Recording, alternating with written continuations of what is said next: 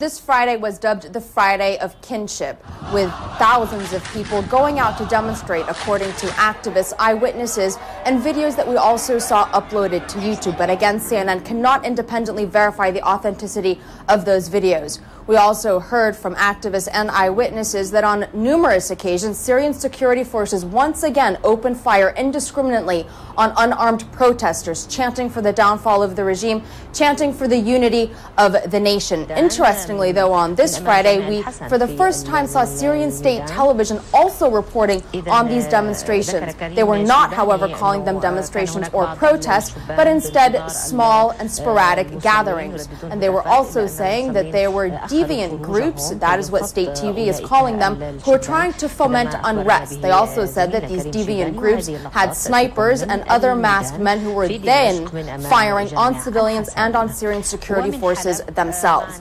In the areas where we heard activists reporting casualties that they were blaming on Syrian security forces, state television instead saying that those were being caused by armed masked men. In the northwestern part of the country, Jisr al-Sughur in particular, that area largely deserted, residents having fled days ago, fearing that imminent military crackdown. Instead, according to one activist who is based outside of Syria but has an extensive and what is proven to be reliable network inside the country, the bulk of the Syrian security forces' offensive appeared to be concentrated on an area close to Jisr al-Sughur called Ma'arat al-Nu'man. There, according to this activist, tens of thousands of people went out to demonstrate and were met by, again, indiscriminate use of fire by Syrian security forces, to include, he was saying, the use of an attack helicopter firing down, he said, on unarmed civilians. Most certainly, it does seem at this stage as if this crisis in Syria is nowhere near resolution, with the opposition determined to hold on to its momentum, determined